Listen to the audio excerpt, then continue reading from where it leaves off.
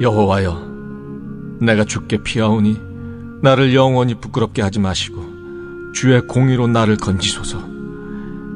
내게 귀를 기울여 속히 건지시고 내게 견고한 바위와 구원하는 산성이 되소서. 주는 나의 반석과 산성이시니 그러므로 주의 이름을 생각하셔서 나를 인도하시고 지도하소서. 그들이 나를 위하여 비밀이 친 그물에서 빼내소서. 주는 나의 산성이시니이다. 내가 나의 영을 주의 손에 부탁하나이다. 진리의 하나님 여호와여, 나를 속량하셨나이다. 내가 허탄한 거짓을 숭상하는 자들을 미워하고 여호와를 의지하나이다. 내가 주의 인자하심을 기뻐하며 즐거워할 것은 주께서 나의 고난을 보시고 환난 중에 있는 내 영혼을 아셨으며 나를 원수의 수중에 가두지 아니하셨고 내 발을 넓은 곳에 세우셨음이니이다. 여호와여, 내가 고통 중에 있사오니 내게 은혜를 베푸소서. 내가 근심 때문에 눈과 영혼과 몸이 쇠하였나이다. 내 일생을 슬픔으로 보내며 나의 연수를 탄식으로 보내며 내 기력이 나의 죄악 때문에 약하여지며 나의 뼈가 쇠하도소이다. 내가 모든 대적들 때문에 욕을 당하고 내 이웃에게서는 심히 당하니 내 친구가 놀라고 길에서 보는 자가 나를 피하였나이다. 내가 잊어버린 바 됨이 죽은 자를 마음에 두지 아니함 같고 깨진 그릇과 같으니이다. 내가 무리의 비방을 들었으므로 사방이 두려움으로 감싸였나이다. 그들이 나를 치려고 함께 의논할 때 내 생명을 빼앗기로 꾀하였나이다. 여호와여, 그러하여도 나는 주께 의지하고 말하기를 주는 내 하나님이시라 하였나이다. 나의 앞날이 주의 손에 있사오니 내 원수들과 나를 핍박하는 자들의 손에서 나를 건져주소서. 주의 얼굴을 주의 종에게 비추시고 주의 사랑하심으로 나를 구원하소서. 여호와여, 내가 주를 불렀사오니 나를 부끄럽게 하지 마시고 악인들을 부끄럽게 하사 수월에서 잠잠하게 하소서. 교만하고 완악한 말로 무례히 의인을 치는 거짓 입술이 말 못하는 자 되게 하소서. 주를 두려워하는 자를 위하여 쌓아두신 은혜, 곧 주께 피하는 자를 위하여 인생 앞에 베푸신 은혜가 어찌 그리 큰지요. 주께서 그들을 주의 은밀한 곳에 숨기사 사람의 꾀에서 벗어나게 하시고 비밀이 장막에 감추사 말다툼에서 면하게 하시리이다. 여호와를 찬송할지어다. 견고한 성에서 그의 놀라운 사랑을 내게 보이셨음이로다. 내가 놀라서 말하기를 주의 목전에서 끊어졌다 하였사오나 내가 주께 부르짖을 때 주께서 나의 간구하는 소리를 들으셨나이다. 너희 모든 성도들아, 여호와를 사랑하라. 여호와께서 진실한 자를 보호하시고 교만하게 행하는 자에게 엄중히 갚으시느니라. 여호와를 바라는 너희들아, 강하고 담대하라. 아멘. 오늘도 시편 31편의 노래와 기도가 우리 영혼의 아름다운 고백이 되기를 바랍니다. 현대 문화의 특징을 한마디로 말하자면 스트레스입니다. 스트레스. 정말 우리는 그 어느 때보다 더 많은 압박을 느끼면서 살죠. 제가 어제 오래간만에 우리 페북에 들어가서 이제 올라온 글들을 조금 보는데 유독 제가 스트레스와 관련된 묵상을 하고 있어서 그런지 스트레스라는 단어를 쓰는 분들이 많더라고요. 너무 스트레스 받는다. 네. 스트레스를 받으면서 수술했는데 어떻게 수술했는지 모르겠다. 좀 이렇게 읽기만 해도 좀 수술 받는 분의 입장에서는 얼마나 이게 두려운 상황이 되었을 수 있을까. 그래서 요즘 보면은 이 스트레스를 관리하는 스트레스 대처 요법들이 많이 나오고 있죠.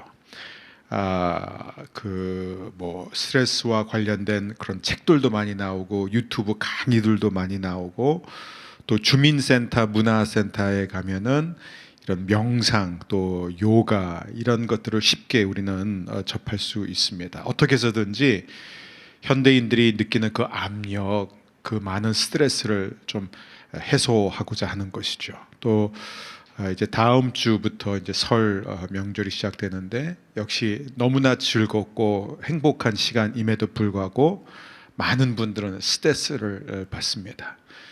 운전에 스트레스를 받게 되고, 그렇죠? 또 가족과 함께 모였을 때 보이지 않는 많은 압박이 있는 것이죠. 그래서 그 사랑이 때로는 다툼으로 변하기도 하는 것입니다. 또 어떤 사람들은 정신 안정제를 먹어야 되기도 하고, 또 이렇게 알코올에 중독되고, 또 마약에 손을 대는 것도 결국은 다 자신이 감당할 수 없는 이 스트레스를 어떻게 해서든지 처리해 보고 싶기 때문에 그렇습니다. 근데 우리가 어떤 방법을 사용하든 모든 방법 안에는 물론 정도의 차이는 있지만 나름 다 어떤 영적인 위험성이 있다는 것을 알아야 됩니다. 안타깝게도 의외로 많은 그리스도인들조차 이런 세상에서 말하는 다양한 방법들 안에 도사리고 있는 영적 위험에 대해서는 전혀 생각하지 않는 경우가 많습니다. 그리고 오직 소수만 살아계신 하나님께 달려가 하나님의 날개 밑에서 피난처를 삼는 것이죠. 도리어 압박감과 스트레스에 시달리고 있는 사람에게 하나님을 더 신뢰하세요, 하나님께 피하십시오, 그것만이 해결책입니다라고 말해주면 믿는 사람들조차 볼멘 소리를 냅니다. 지금 상황이 지금 그런 상황이 아니라고, 이거는 하나님을 신뢰하고 안 신뢰하고의 문제가 아니라고 이렇게 말합니다. 여러분 한번 이런 스트레스 상황을 한번 상상해 보십시오. 당신을 싫어하는 몇몇 사람들이 모여서 당신을 죽이기로 결정을 하는 거예요. 이건 상상이 잘 안 될 거예요. 그래서 모의를 합니다. 그리고 최대한 많은 사람들이 당신에 대해서 똑같이 증오하는 마음을 갖고 당신을 죽이고자 하는 마음을 갖도록 이 광범위한 운동을 펼쳐가면서 온갖 이 거짓말, 거짓 소문을 유포합니다. 그 결과 당신은 이제 어디를 가든지 비난의 대상이 된 거예요.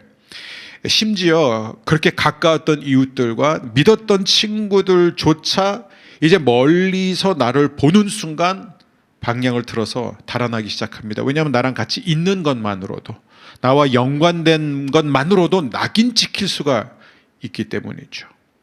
자, 이런 고통스러운 상황 때문에 이제는 당신은 너무나 심한 우울증에 시달리고 있는 거예요. 설상가상 지금 내가 겪고 있는 이런 힘든 상황이 대부분 내 잘못, 내 죄 때문에 생겨난 거예요.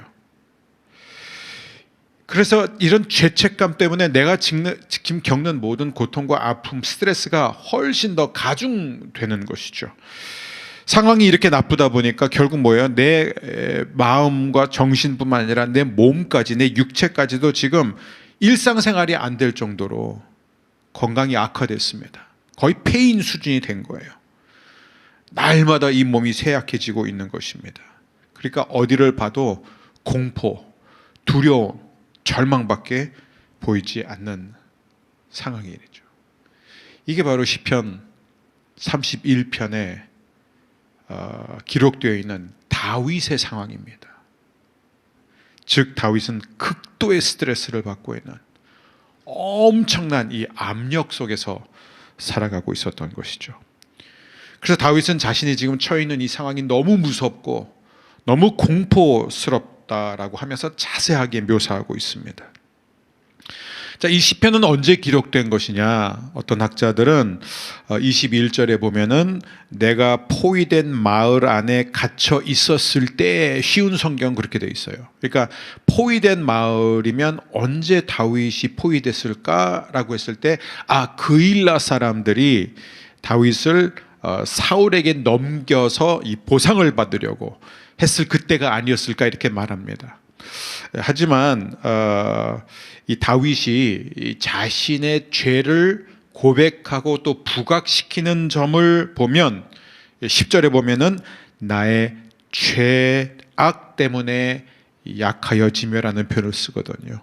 그러니까 이 시편은 아마 시편의 대가였던 스펄전 목사님이 주장한 대로 아들 압살롬의 반역과 관련된 시편이 아닐까. 근데 그건 누구도 확실히 얘기할 수 없습니다. 저는 이 시편의 정확한 배경이 언급되지 않은 게 더 감사해요. 왜 그런 줄 아십니까? 저와 여러분이 이 땅에 사는 동안에 크고 작은 어떠한 압박, 스트레스를 받아도 우리는 얼마든지 이 시편을 우리 상황에 적용할 수 있기 때문입니다. 시편 31편의 구체적인 상황이 무엇이든지 간에 저의 기도는 압박으로 가득한 삶의 현실과 동떨어진 상아탑에서 기록되지 않은 이 시편이 너무나 우리의 삶과 우리의 현실과 우리의 실제 모습과 밀접하게 관련된 이 시편이 오늘 저와 여러분에게 큰 그리고 실제적인 위로와 도움이 되기를 바랍니다. 그래서 이 다윗은 지금 고통의 심연에서 절규하고 있는 거예요. 너무 심각한 우울증, 너무 감당할 수 없는 그 삶의 무게에 눌려서 죽어가고 있는 그런 모습 속에서 하나님께 부르짖습니다. 이 해결책은 결코 쉬운 해결책은, 하나님은 한 번도 우리에게 쉬운 해결책을 주신 적이 없어요. 그러니까 신앙생활은 쉬운 게 아니죠. 처음에는 쉬운 줄 알았다가 시작했는데 갈수록 어렵다는 것을 깨닫게 됩니다.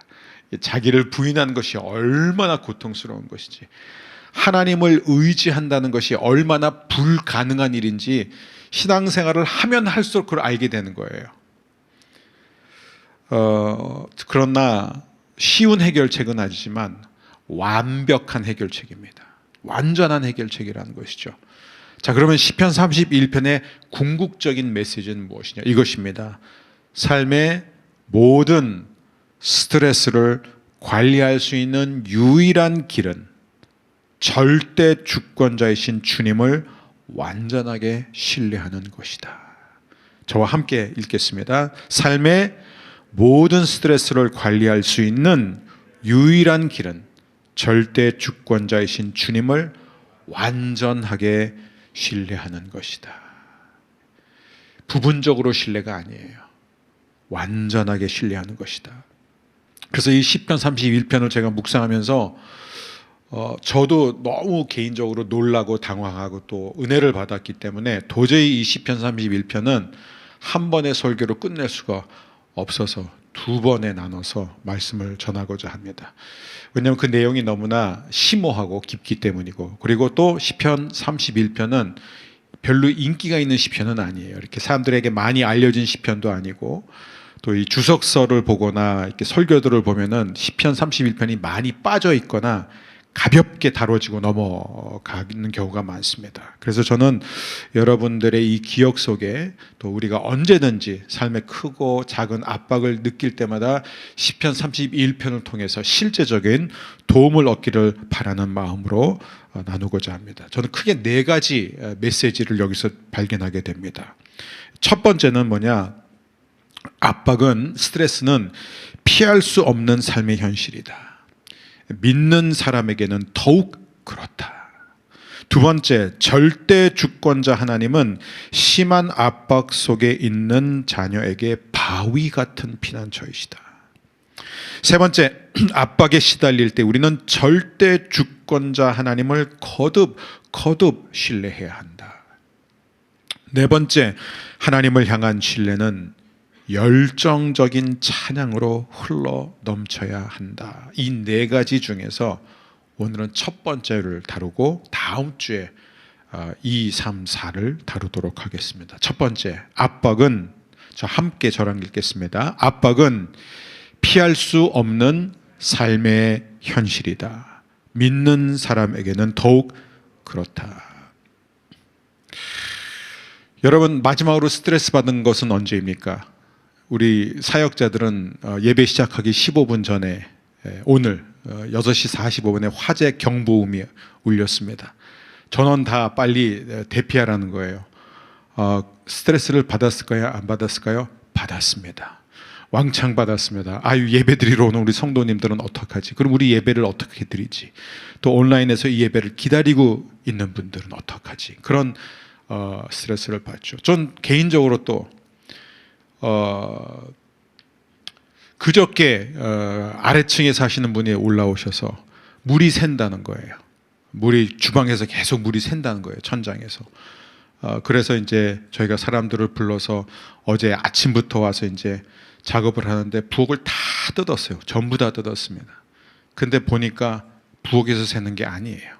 그래서 어저께 계속 사람들이 들락날락거리면서 결국 저와 아내가 사용하는 이 침실 벽 안에서 새는 것 같다. 그래가지고 그 벽을 또 다 뜯는 거예요. 바닥도 다 뜯습니다.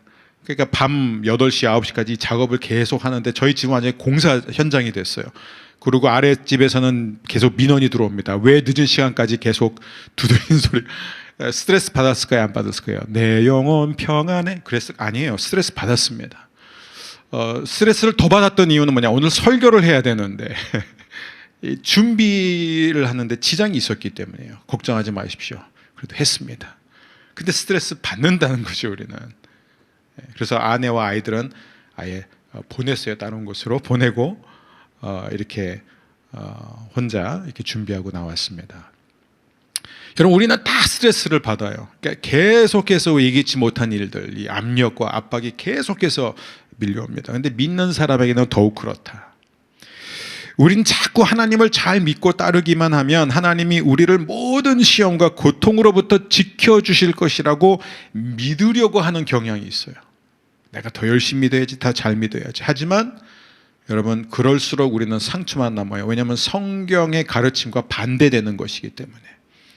성경이 우리에게 반복적으로 가르쳐주고 있는 점은 뭐냐면 우리가 주님을 따르면 따를수록, 순종하면 순종할수록 오히려 더 많은 시험을 만나게 된다는 것입니다. 우리가 지난주 주일 본문에서 본 것처럼 제자들이 예수님께 순종하고 바다 건너편으로 가려고 하니까 무시무시한 광풍을 만났던 것처럼 말이죠. 물론 우리가 세상과 잘 어울리고 꿍짝꿍짝 하면서 살면은 문제가 좀 줄겠죠. 하지만 우리가 예수님을 따르는 순간부터 우리는 어쩔 수 없이 특별 타겟이 된다는 거예요. 표적이 된다는 것입니다. 주님은 이 부분에 대해서 아주 분명하게 말씀하셨는데 대표적으로 요한복음 15장 19절입니다. 우리 함께 읽겠습니다. 너희가 세상에 속하였으면 세상이 자기의 것을 사랑할 것이나 너희는 세상에 속한 자가 아니요 도리어 내가 너희를 세상에서 택하였기 때문에 세상이 너희를 미워하느니라. 우리는 여기서 네 가지를 배울 수 있습니다. 자꾸 많아지죠. 근데 메시지가 너무 많아요. 첫 번째는 뭐냐? 압박에서 오는 갖은 감정은 믿음이 좋은 사람도 예외가 아니다. 두 번째, 압박이 오기 전에 준비해야 된다. 대비해야 된다. 세 번째, 압박이 내 죄 때문이라도 죽게 피할 수 있다. 네 번째, 하나님은 우리가 감당할 수 없는 압박을 결코 허락하시지 않으신다. 첫 번째입니다. 스트레스는 이 갖은 감정을 만들어내는데 믿음이 좋은 사람들도 예외가 아니다. 여러분, 우리가 이 심한 압박을 받을 때 하나님을 믿는 신앙이 견고하면은 감정의 기복이 없을까요? 없다고 생각하는 분들이 많은 것 같아요. 책들 보면 소위 자기가 영적인 책이라고 말하는 책들과 영적인 목회자라고 하는 분들의 이 설교를 들어보면 우리가 주님을 신뢰하는 법만 배우면, 우리가 주님을 완전히 신뢰하면 어떤 시험을 만나도 우리는 감정의 동요가 없을 것이다. 우리가 자꾸 흔들리고 기복이 생기는 것은 하나님을 신뢰하지 못하기 때문에, 믿음이 부족하기 때문이다. 그래서 우리가 주님을 더 신뢰야만 어떤 시험을 만나도 넉넉하게 이겨낼 수 있다. 이렇게 가르칩니다. 그리고 만일 시험이 올 때, 광풍이 불어올 때 당황하고 놀라고 이 불안해하면은, 감정이 흔들리면, 절망하며 낙심하면 그것은 그만큼 당신이 믿음이 부족하다는 증거다. 여러분, 그렇다면은 결론은 간단해요. 다윗은 굉장히 믿음이 없는 사람이었어요. 그리고 심지어 예수님도 너무 믿음이 없었어요. 겟세마네 동산에서의 기도를 보세요. 죽게 됐다고 그랬잖아요. 죽을 정도로 무서우셨어요. 다 믿음이 없는 분들이었죠. 이 설교를 하고 이런 책을 쓰는 분들만 믿음이 있는 분들이에요. 여러분, 다윗이 시편 31편을 언제 썼냐? 젊은 시절에 쓴 게 아닙니다. 막 이렇게 막 신앙의 초보자일 때 쓴 게 아니에요. 그가 이 시편에 보면 자기가 평생 고통을 당했다라는 이 고백을 한 거 보니까 노년에 쓴 겁니다. 압살롬의 반역 때라면 상당히 나이가 든 상황이에요. 그러니까 무슨 얘기냐면 이미 하나님의 마음에 합한 사람으로서 평생을 살아왔던 그 시점에서 이 고백을 하고 있는 것입니다. 근데 여기 시편 31편에 보면은 다윗이 지금 얼마나 낙심하고 있고 절망하고 있고 두려워하고 있고 떨고 있고 수치심을 느끼고 있는지 이걸 반복해서 말하고 있어요. 반복해서. 예를 들어볼까요? 1절 나를 영원히 부끄럽게 하지 마시고, 9절 여호와여 내가 고통 중에 있사오니, 또 9절 내가 근심 때문에 눈과 영혼과 몸이 쇠하였나이다. 10절 나의 뼈가 쇠하도소이다. 12절 깨진 그릇과 같으니이다. 17절 나를 부끄럽게 하지 마시고. 여러분, 다윗이 왜 이렇게 불안해하고 두려워하고 수치심을 많이 느끼고 있을까요? 왜냐하면 지금 주위에 있는 사람들이 계속해서 그를 향하여 비난을 퍼붓고 있기 때문이에요. 계속 거짓 모함을 하고 있는 거예요. 11절 내가 모든 대적들 때문에 욕을 당하고 내 이웃에게서는 심히 당하니. 13절 내가 무리의 비방을 들었으므로. 그러니까 사람들 눈에 다윗은 어떤 사람이냐면 위선자예요. 위선자. 그게 사람들이 보는 다윗이에요. 자기가 하나님을 믿는다고 하면서 어떻게 하나님을 믿는 사람이 저렇게 백주 대낮에 저렇게 저 여인을 저렇게 취해가지고 밧세바를 저렇게 범하고, 그것도 모자라 죄 없는 충신 우리아를 전장에 보내가지고 일부러 죽게 하고, 저게 사람이냐 저게 인간이 할 짓이야? 그러면서 자기가 무슨 하나님이 세우신 왕이라고? 하나님의 마음에 합한 사람 좋아하네. 아니, 하나님을 그렇게 잘 믿으면 어떻게 자식들이 하나같이 다 그 모양이야? 결국 아들한테도 저렇게 배신당하지 않았냐? 완전히 콩가루 집안이네. 이런 소리를 계속 듣고 있었던 거예요. 근데 문제가 뭐냐면은 이 사람들이 하는 비방의 이 근거가 자신에게 있었다는 걸 알았기 때문에 더 괴로운 거예요, 이게. 다윗은 한 번도 잘못한 적이 없고 그런 빌미를 제공한 적이 없었다면은 그냥 흘러 넘기면 되는 거예요. 어저께 제 아들과 제 막내 딸과의 약간의 다툼이 있었어요. 이게 뭐냐면 전 잘 몰라요. 저는 요즘 젊은 아이돌 가수를 잘 모르는데 제 막내가 좋아하는 아이돌 가수가 있는데, 그 아이돌 가수가 요즘 제 아들이 굉장히 좋아하는 스파이더맨, 탐 누구죠? 갑자기 생각이 안 나네. 하여간 요즘 스파이더맨 인기 있잖아요. 톰 할랜드 보다 자기가 좋아하는 한국 아이돌 가수가 더 세계적으로 인기가 있다고 우기는 거예요. 그래서 이제 오빠가 이제 억울하니까 아빠한테 물어보면, 아빠 누가 유명하냐고, 스파이더맨이 유명하냐 아니면 저도 이제 지금 이름 잘 몰라요. 그 사람이 유명하다. 아빠, 제가 아들한테 그랬어요. 이런 얘기는 그냥 웃어서 넘겨라. 뭐 그걸 갖고 이렇게 막 그걸 뭐 진실을 밝힐 필요 없다. 사실 뭐 웃어 넘길 일이면 괜찮아요, 다윗은. 근데 다윗은 웃어 넘길 수 있는 게 하나도 없었어요. 다 근거 있는 얘기예요. 다 부분적으로 사실이에요. 여러분, 우리도 이런 경우가 많잖아요. 얼마나 힘들어요. 그러니까 다윗은 지금 너무나 두렵고 너무나 떨렸던 거예요. 너무나 그냥 공포스러웠던 거예요. 이 상황이. 13절 사방이 두려움으로 감싸였나이다. 영어의 성경에 보면 테러라는 말, 테러. 예? 주위에 온갖 테러로 가득 찼다는 거예요.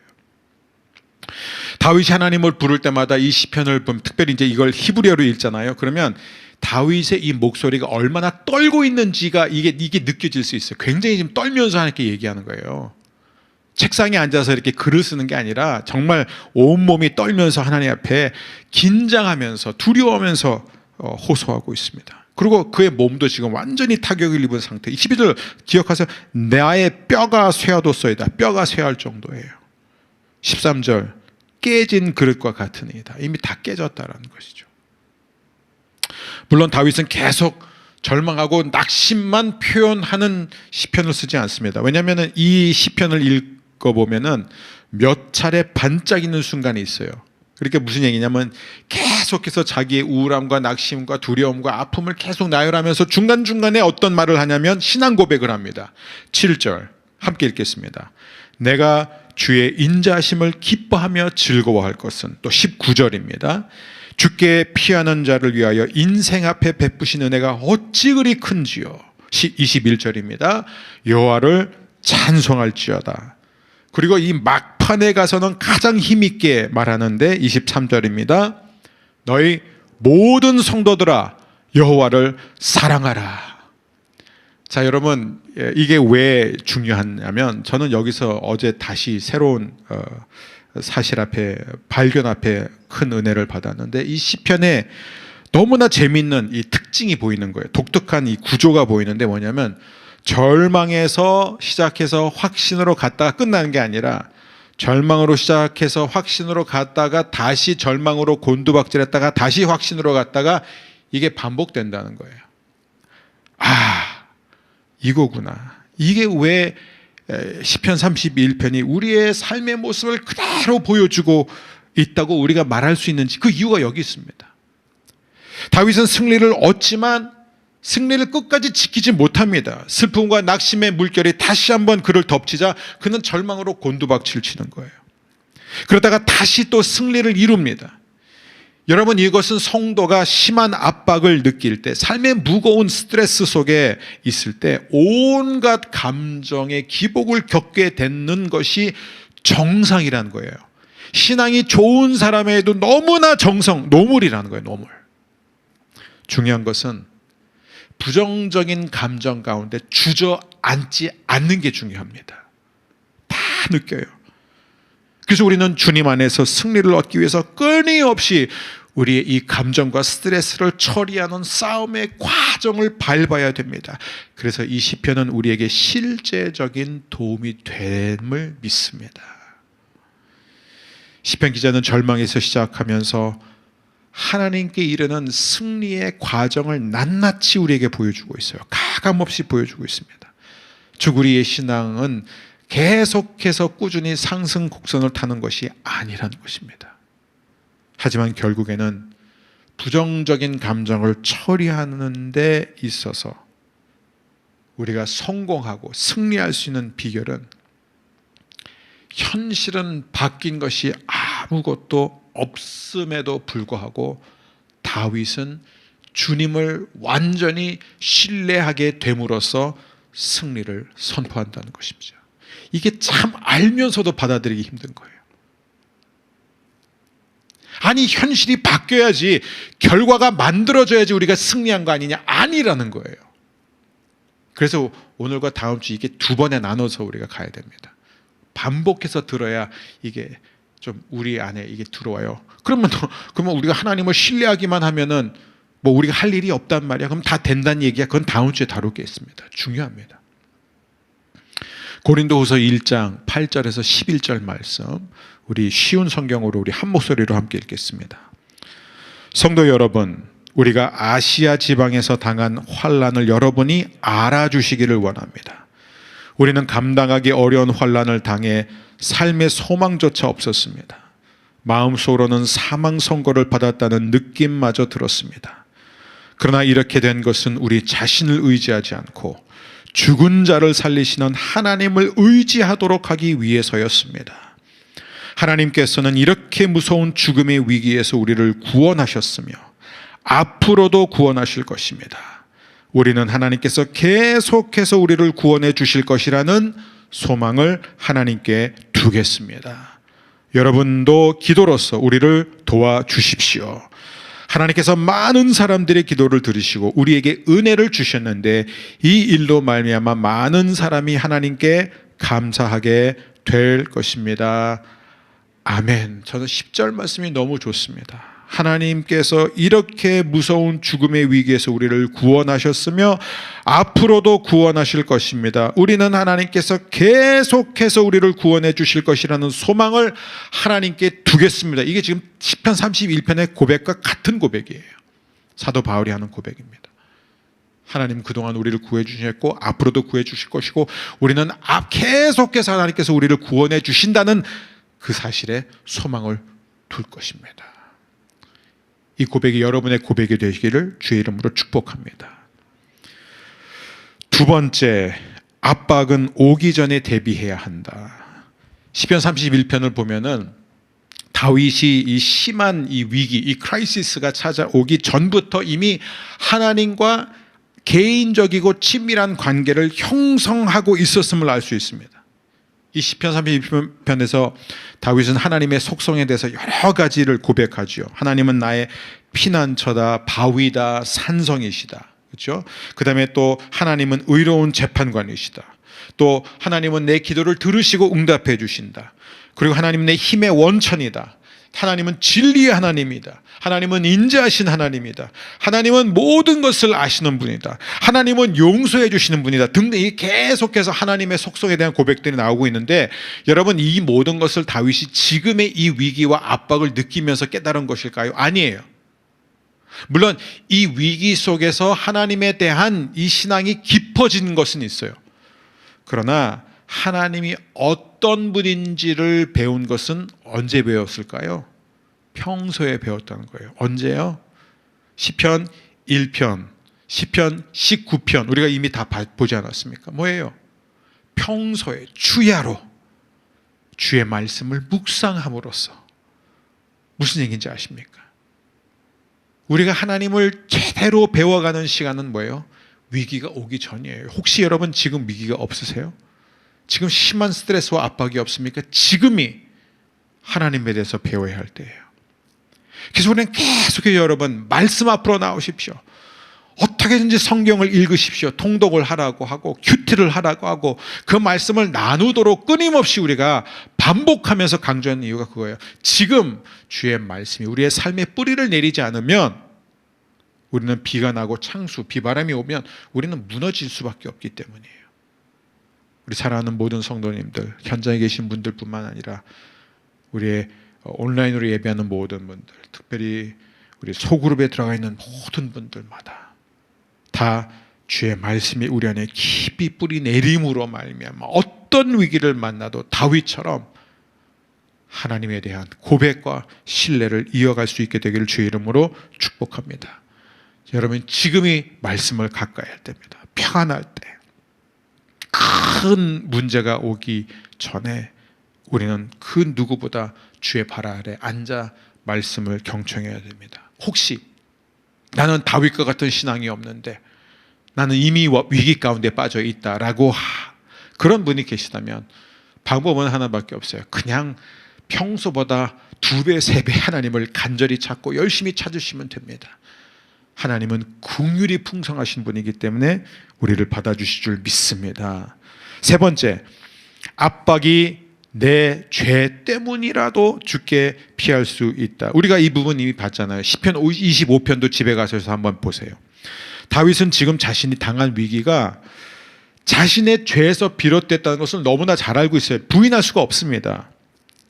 그러니까 저는 계속해서 이게 압살롬의 반역과 관련된 시편이라고 저는 생각합니다.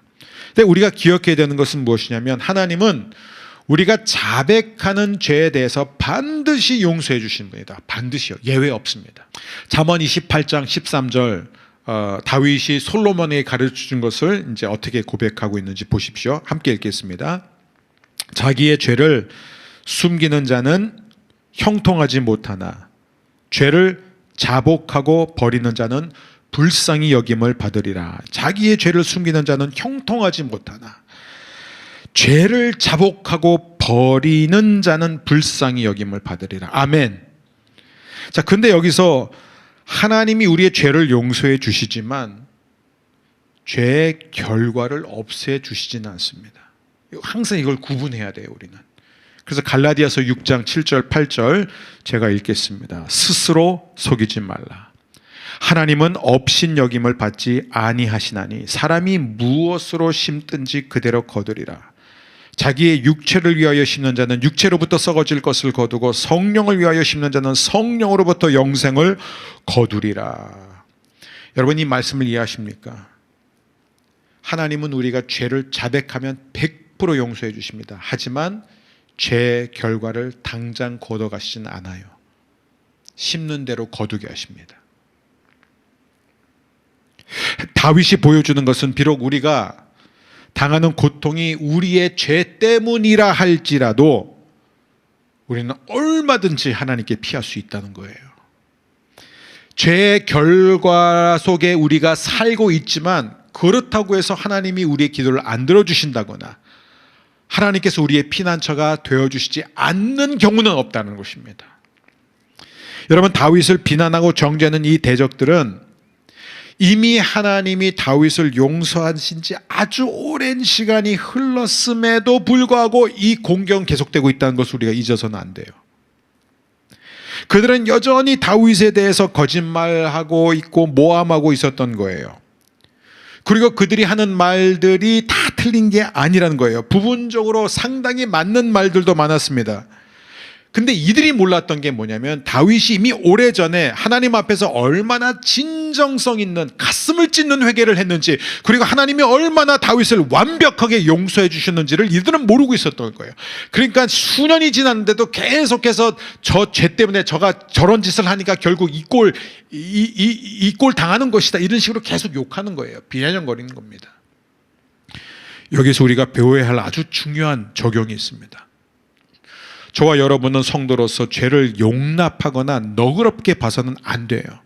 하지만 회개한 죄인을 정죄해서는 안 됩니다. 하나님이 우리의 모든 죄를, 저와 여러분의 죄를 다 사해 주시지 않는다면 지금 우리 가운데 이 자리에 앉아서 말씀을 듣고 있을 사람이 누가 있습니까? 아무도 없습니다. 하나님은 의로운 분이시기 때문에 우리가 지은 죄를 다 용서해 주셨지만, 그러나 죄 결과는 일시적으로 허락해 주십니다. 왜요? 그렇게 해야만 죄가 가져오는 파괴력이, 죄가 우리에게 주는 고통이 무엇인지를 우리가 알 수 있기 때문이에요. 우리가 잘못했을 때마다 쏘리 하면 하나님이 다 죄의 결과를 거두어 가시면 여러분, 우리가 과연 죄를 멀리 할까요? 아니요. 우리는 계속 죄의 고통을 겪으면서도 죄를 가까이 하잖아요. 그러니까 하나님은 우리로 하여금 이 죄의 결과를 겪게 하십니다. 하지만 중요한 것은 이거예요. 우리가 죄로 인해서 고통당하고 있는 자신을 볼 때 정죄감에 빠지지 마십시오. 아직도 하나님이 내 죄를 용서해 주시지 않았고, 이런 생각하지 마세요. 그건 막여주는 생각이에요. 하나님이 내 죄를 이미 용서해 주셨지만, 나는 이미 사함받았지만, 그러나 내가 죄의 결과 가운데 있다는 것을 기억해야 되고, 더 중요한 것은 계속해서 고통에 시달리고 있는 회개한 죄인을 볼 때 우리가 너그럽고 관대하게 대해줄 수 있게 되기를 주의 이름으로 축복합니다. 마지막 네 번째입니다. 하나님은 우리가 감당할 수 없는 압박을 결코 허락하시지 않으신다. 고린도전서 10장 13절입니다. 함께 읽겠습니다. 사람이 감당할 시험 밖에는 너희가 당한 것이 없나니 오직 하나님은 미쁘사 너희가 감당하지 못할 시험 당함을 허락하지 아니하시고 시험 당할 즈음에 또한 피할 길을 내사 너희로 능히 감당하게 하시느니라. 여러분, 다윗은 지금 시험 때문에 지금 막 우울해지고 소망이 다 끊어지고 막 몸이 다 망가지고 병들 정도로 쇠약해 있었습니다. 근데 여러분, 이거 꼭 기억하세요. 다윗의 모습과 그의 고백을 보면 다 끝난 것 같지만 다 끝나지 않았다는 거예요. 이 와중에도 하나님은 다윗이 이 모든 시련을 견뎌낼 수 있는 힘을 주시고 계시다는 것을 잊어서는 안 됩니다. 하나님은 비록 우리에게 쉬운 해답을 주시지는 않지만, 우리가 하나님을 찾는 순간 바로 시험을 거두어 가시지도 않지만, 하지만 이 한 가지를 기억하십시오. 성경을 보면 하나님을 기다린 사람들, 하나님을 끝까지 기다린 사람 가운데 실패한 사람은 단 한 명도 없었습니다. 지금도 없고 앞으로도 없을 것입니다. 왜냐하면 하나님은 시험이 클수록 더 큰 은혜를 주시는 분입니다. 근데 여러분, 우리는 참 기다리는 게 너무 힘들어요. 너무 힘들어요. 너무 고통스럽습니다. 그러니까 우리가 말로는 다 하나님을 의지한다고 그래요. 말로는 다 하나님을 신뢰한다고 그래요. 근데 안 기다려요. 그리고 내가 나서요. 내가 뭐를 해야 된다고 생각하는 거예요. 그 생각이 있는 한 하나님은 우리를 안 도와주세요. 그래서 힘든 거예요. 그게 진짜 힘든 거예요. 여러분, 정말 우리의 삶의 모든 문제는 하나님만 해결할 수 있다는 것을 믿습니까? 그러면 하나님이 행하실 때까지 기다려야 돼요. 근데 이 기다림이 너무 힘듭니다.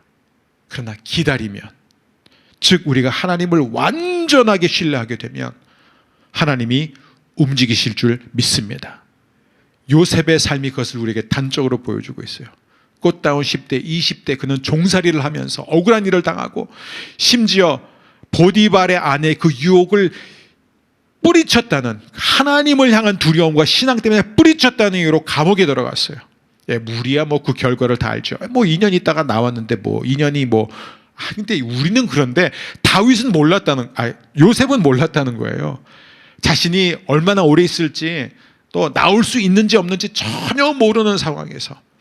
근데 여러분, 중요한 건 이거예요. 요셉이 끝까지 하나님을 신뢰했다는 것입니다. 왜 하나님은 요셉을 좀 더 빨리 끌어내 주시지 않을까? 그건 하나님의 타이밍이에요.